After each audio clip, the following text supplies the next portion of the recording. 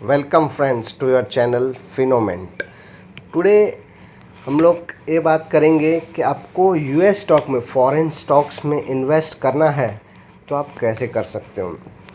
तो foreign stock में invest करना है तो पहले बहुत सारे क्वेश्चंस आते हैं कि आपको क्यों करना है। पहले तो बात, तो फॉरेन स्टॉक में आपको क्यों इन्वेस्ट करना है। इंडियन कंपनी जितनी सारी है उसमें इन्वेस्ट कीजिए ना।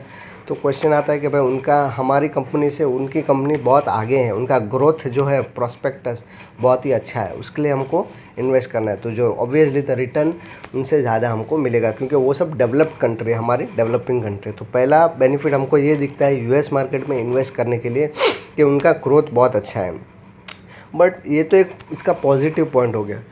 अगर आपको यूएस स्टॉक में इन्वेस्ट करना है तो उसके नेगेटिव्स भी है, बहुत सारे नेगेटिव पॉइंट्स भी है। तो सबसे पहला तो आपको यूएस स्टॉक में इन्वेस्ट करना है तो उसके लिए आपको ब्रोकर अकाउंट लगता है, डीमैट अकाउंट ओपन करना पड़ता है, ब्रोकर जो अवेलेबल इन इंडिया में अभी तक तो है नहीं। तो आप कैसे करोगे, वो एक क्वेश्चन आता है।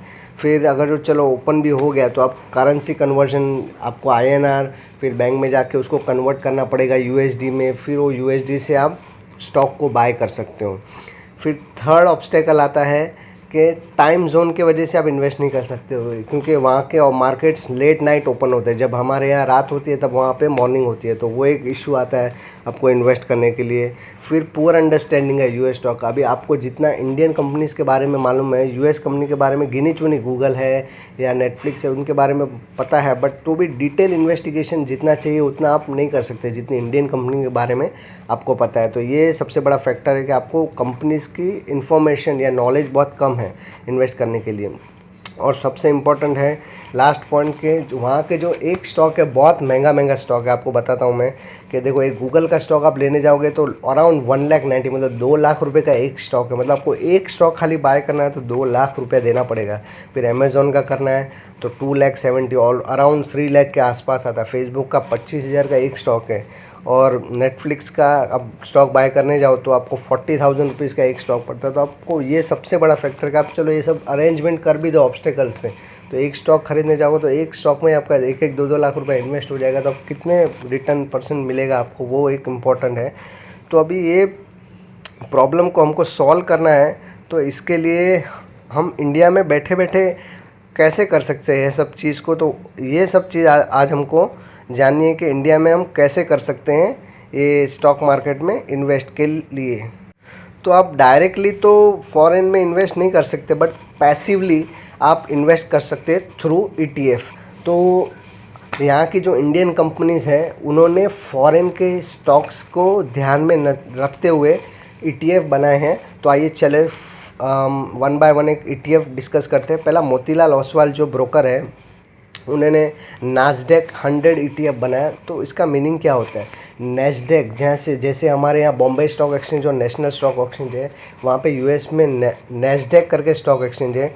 वहाँ की टॉप 100 कंपनीज़ हैं, उसमें ये कंपनीज़ का ईटीएफ का बास्केट बनाया हुआ है जिसका प्राइस अभी अराउंड 108-107 के आसपास चलता है। जिसमें ये सेम आप जैसे शेयर्स में ट्रेडिंग कर सकते हैं वैसे ही आप इसमें ट्रेडिंग कर सकते हैं। मतलब इसका क्या बेनिफिट होता है मैं बताता हूँ आपको कि आप एक शेयर भी इसका लेते हैं, एक ईटीएफ भी खरीदते हैं तो आप इसका मीनिंग होता है आपने गूगल जो 1,92 लाख का प्राइस है, अमेज़ॉन का जो प्राइस है 2,70,000 का, उसमें आपने इन्वेस्ट कर दिया है।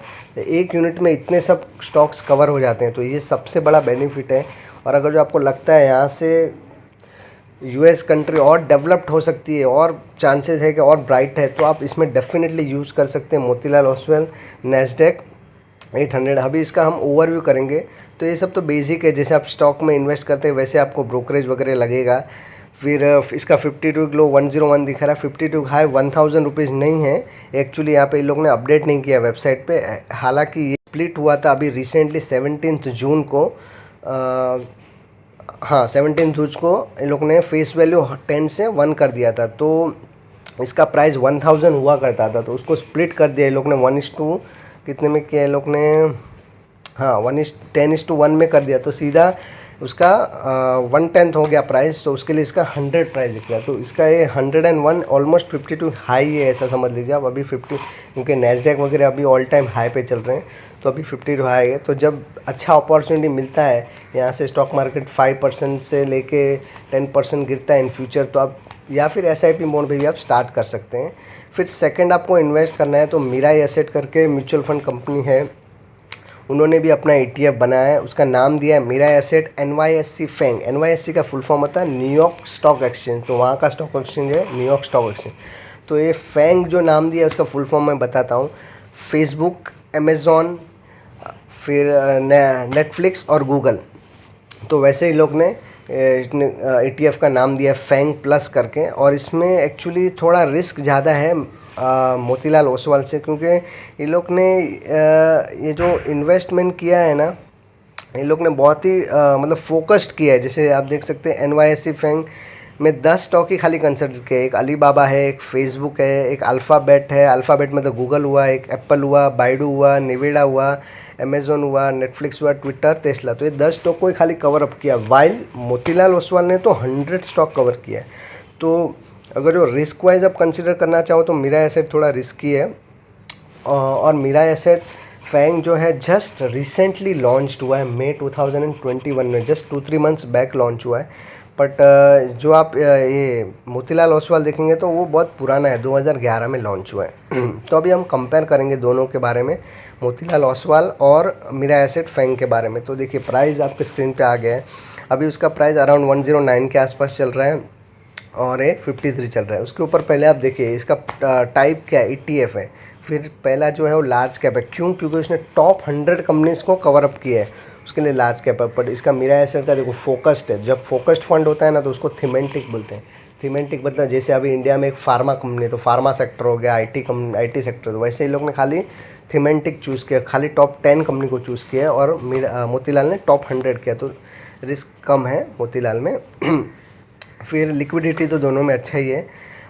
फिर ये लॉन्च हुआ है 2011 और मीरा एसेट जस्ट लॉन्च हुआ है मई 2021 में हुआ। अभी रिटर्न्स के बारे में चर्चा कर लें तो देखिए अभी तक मोतीलाल ओसवाल में अराउंड 950% का रिटर्न दिया है since the time of launch, मतलब लॉन्च हुआ था 9-10 रुपये में और आज इसका मतलब हाई जाके है 115 और अभी 52 नियर टू 52 हाई ट्रेड कर रहा है 109 में।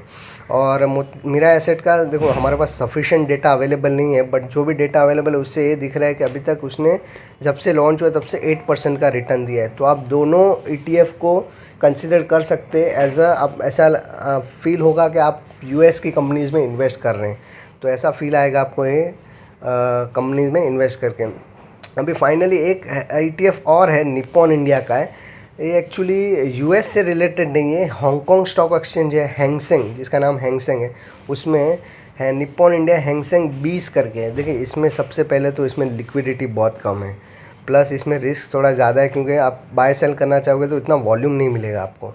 तो ये जस्ट मैं एज एक एडिशनल ETF लाया हूँ आपको, अगर जो कंसिडर करना है इन्वेस्टमेंट के लिए तो ठीक है। बाकी ये US से रिलेटेड नहीं है, हांगकांग जो फॉरेन चाइना मार्केट है उनसे रिलेटेड है। तो ये भी एक्चुअली बहुत पुराना ETF है, 2010 में रिलीज़ हुआ है। ये भी लार्ज कैप से बिलोंग करता है और इसका 52 है और अराउंड 400 रुपीज़ है, लो 100 रुपीज़ के आसपास। और अभी तक इस लॉन्च तक इसने अराउंड 185% का रिटर्न दिया है। तो आशा करता हूँ कि आपको मेरा वीडियो पसंद आया होगा।